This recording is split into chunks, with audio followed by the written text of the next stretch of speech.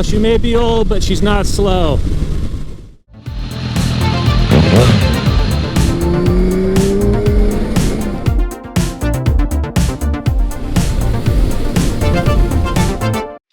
Hi, and welcome to this episode of John's Motorcycle Rescue and Review. Today, I am with a 1982 Suzuki. It's a GS750E, and I am going to be pulling the carburetors off. I'm going to do this in time-lapse for you guys.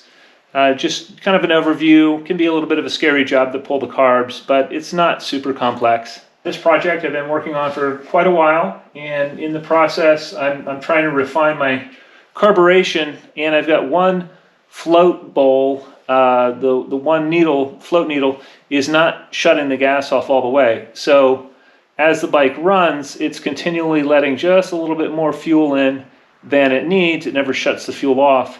And so there are times where it causes the bike to run a little bit funny.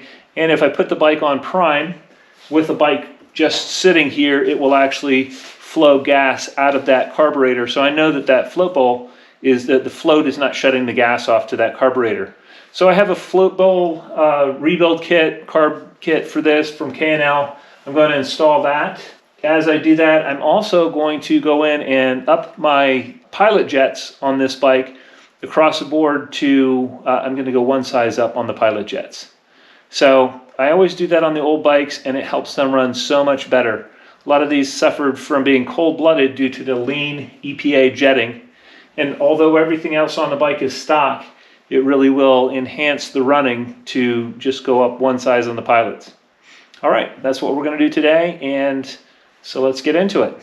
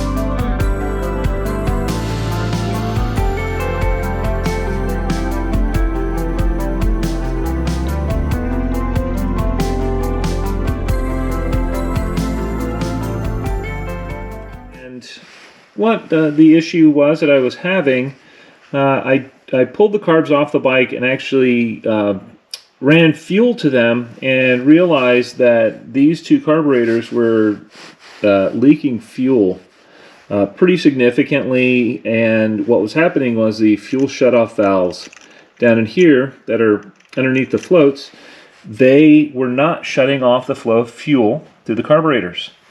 So I went in, and even though I have cleaned the inside of these are the brass fittings that your shutoff needles fit into, and there was a little bit of pitting on this one.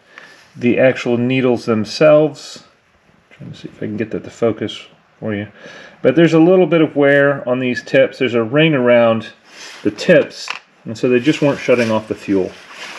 What I did was I had one of these already that I had ordered.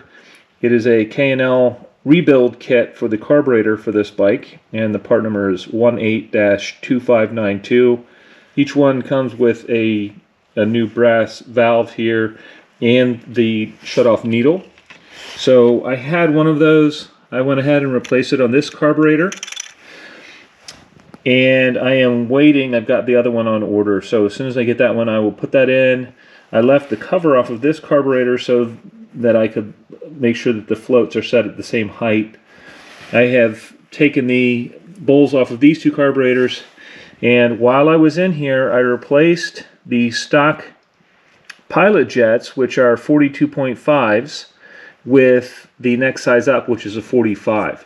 And that is going to make the bike a lot less cold-blooded. It'll help it warm up much quicker.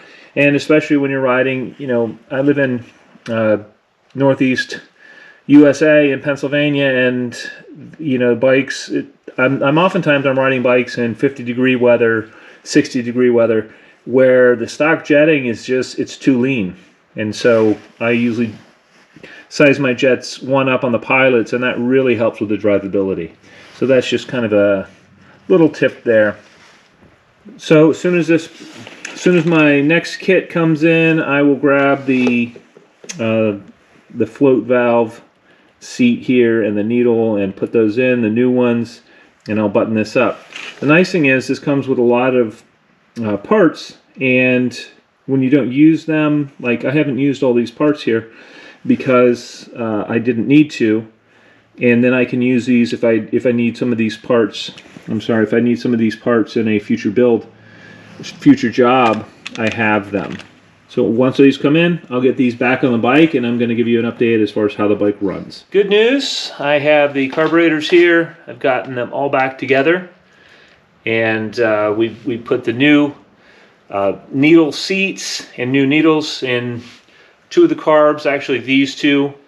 So I'm excited to get these back on the bike, get the bike out on the road. Right now it's kind of crummy weather here, so I'm going to use the opportunity to just get this back together so that the next time we have a nice day, you guys can come along with me and we'll go and do a test drive, another test drive on this bike, and see if this has completely cleared up our little carburation issues, just that slight stumble between off throttle and on throttle. But there's not a lot of space. This particular airbox you can't move it completely out of the way, and so it takes a little bit of, you know, fiddling and just trying to get that in there carefully to get these carbs back on. But I'll put the video on time lapse and let you take a look and watch how we do it.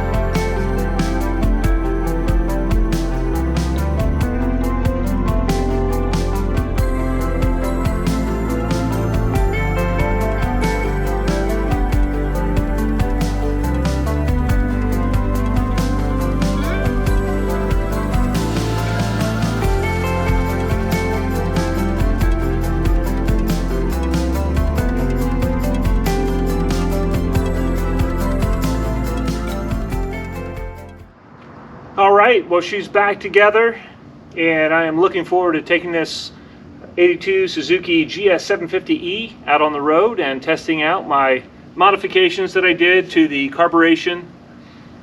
This bike, I've already had it on the road. If you've watched this series, you'll be familiar with this bike, and it runs good, shifts good. I have been trying to address some nagging carburation issues that I've had. I think what I did today will rectify the situation. I think it'll make this bike just run great. Right now it's only about 30 degrees, and I'm not going to take it out today. It's just too cold.